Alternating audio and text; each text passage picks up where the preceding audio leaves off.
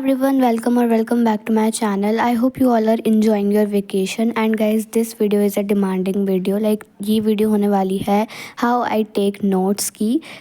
तो वीडियो को एंड तक ज़रूर देखना और चलो शुरू करते हैं।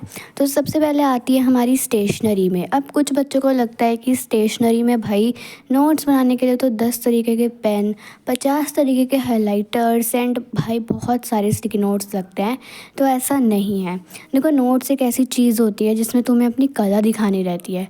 अब कला वो वाली कला नहीं जिसमें तुम एकदम उसको पूरा एकदम पेंट कर दो पूरी की पूरी अपनी नोटबुक को, वो वाली कला नहीं। तुम्हारी दिमाग की कला, मतलब तुम अपने नोट्स को कैसे इफ़ेक्टिवली बनाते हो, कितना अच्छे से बना रहे हो तुम अपने नोट्स को। अच्छे से मतलब वो वाला रिलेट मत करना कि उसको कितना अच्छे से कलर कर रहे हो, कितना डेकोरेट कर रहे हो। No, not at all. उसको तुम लोग कितने इफ़ेक्टिवली बना रहे हो, कितना सिंपल और एकदम अच्छे से हर एक पॉइंट अच्छे से समझा रखा है तुमने, एकदम माइंड मैप सब कुछ यूज़ करके। तो वो नोट्स होते हैं, ठीक है। ये सब डेकोरेटिव वाली सब चीज़ें नहीं होती। सो लाइक हाँ, तुम डेकोरेट कर सकते हो थोड़ा सा। तो लाइक पहले मैं बताने भूल गई। देखो, हमें स्टेशनरी में चाहिए होती है 2 बेसिक सिंपल से पेन, ब्लैक और ब्लू, एंड एक पेंसिल भी रख लेना, स्केल, क्योंकि माइंड मैप और टेबल्स बनाने के लिए यूज़ आते हैं। And the third one is highlighter और एक स्केच, और एक रेड पेन भी रख लेना, क्योंकि उससे तुम जो है क्वेश्चंस लिख सकते हो या फिर कुछ भी इंपॉर्टेंट फार्मूलाज को भी जो है तुम कर सकते हो, लिख सकते हो, उससे हाईलाइट बना सकते हो। तो हाँ, कुछ बेसिक सिंपल वही चीज़ें थी। एंड सेकेंड आती है नोटबुक्स। नोटबुक्स के लिए तुम जो है कोई सी भी नोटबुक यूज़ कर सकते हो। अब यहाँ पर मैं कोई सजेस्ट नहीं करूँगी कि तुम ये वाली नोटबुक्स यूज़ करो या ये वाली नोटबुक यूज़ करो, सारी नोटबुक बेस्ट होती है। तो ठीक है, मेरे पास 2 टाइप्स की नोटबुक है अभी तो। वैसे तो ये स्पाइरल वाली, and the second one is ये जो तुम रजिस्टर्स देख रहे हो इसके पीछे, इसके नीचे स्पाइरल नोटबुक्स के वो। और दोनों में भी मेरे पास लाइक 2 वैरायटी है। रजिस्टर वाली में सिंपल मतलब जो है ना बड़ी है, एकदम चौड़ी वाली है, एंड सेकंड वन इज़ छोटी है एंड पतली सी है। एंड स्पाइरल में एक जो है वो लंबी है रजिस्टर टाइप, और उसके लाइनिंग वाली पेजेस है। बट मैं यहाँ पर छोटी वाली यूज़ कर रही हूँ बिकॉज़ इसके ना एकदम प्लेन, मतलब उसमें प्लेन शीट्स है, ठीक है। तो मैं वो वाली यूज़ करती हूँ अभी तक तो। और वो जो बड़ी वाली जो तुमने देखा स्पाइरल वाली, वो जो है मैं अपने हिस्ट्री या एसएसटी के नोट्स बनाने में यूज़ करती हूँ, ठीक है। हाँ, अलग अलग नोट्स जो है अलग अलग सब्जेक्ट्स के अलग अलग नोटबुक्स रखना, वही तुम्हारे लिए बेस्ट होगा। अदरवाइज़ मैं ये नहीं बोलूँगी कि एक ही में सारे सब्जेक्ट घुसा दो, नहीं, बिल्कुल नहीं। तो सबसे पहला स्टेप आता है तुम्हें जो जो भी चैप्टर्स पढ़ रहे हो। मैं यहाँ पर साइंस के नोट्स बना रही हूँ, इम्प्रूवमेंट इन फूड रिसोर्सेज के।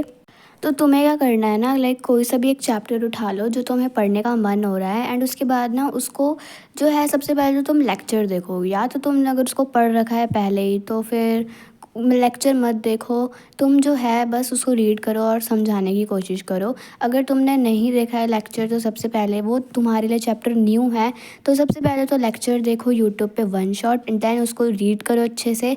उसके बाद जो तुम्हें हाईलाइट मतलब लगता है कि वो एकदम इम्पॉर्टेंट है और जो लेक्चर में बता रखा है कि ये इम्पॉर्टेंट है, तो वो जो है हाईलाइट करो। पेंसिल से भी कर सकते हो, ये ज़रूरी नहीं है कि अगर तुम्हारे पास हाईलाइटर नहीं है तो तुम्हें हाईलाइटर से ही करना है, नॉट एट ऑल। हाइलाइटर कोई एक ऐसी चीज़ नहीं है जिसे तुम बस वही यूज़ करोगे, नहीं, तुम पेंसिल भी यूज़ कर सकते हो।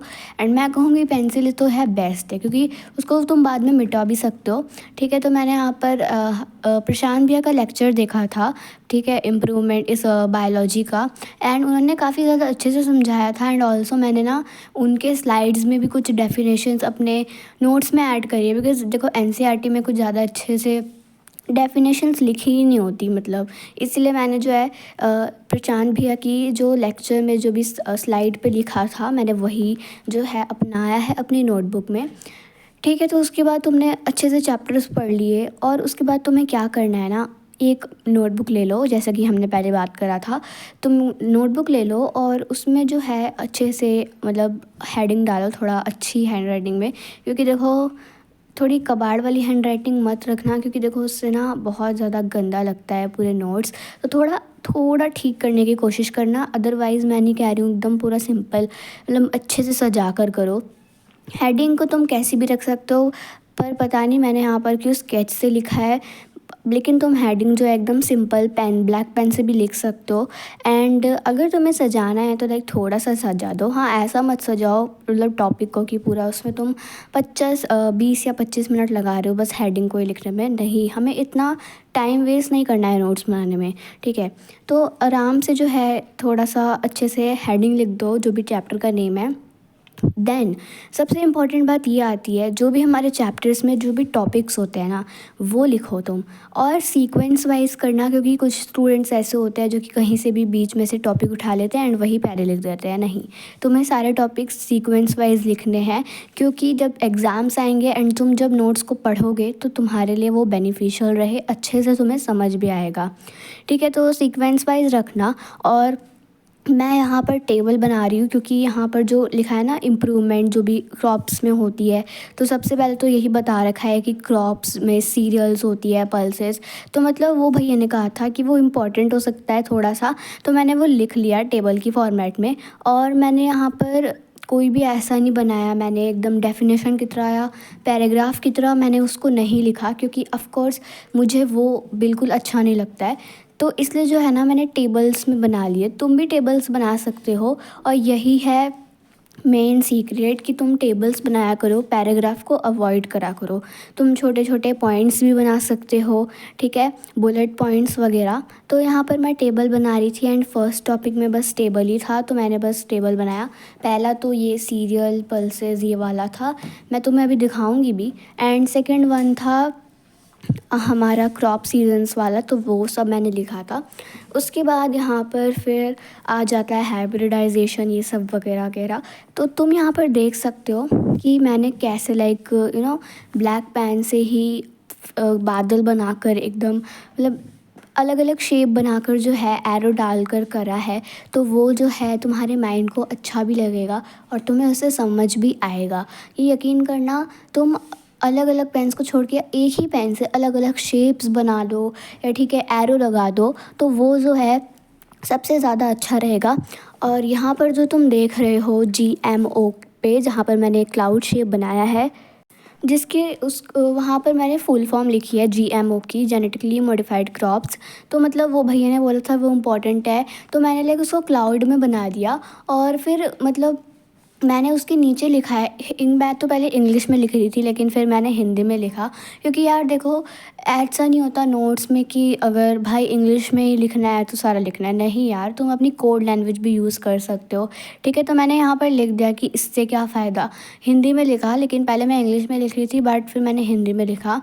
एंड फिर उसके बाद जो भी आगे मैंने इम्पोर्टेंट था वो सब लिख दिया।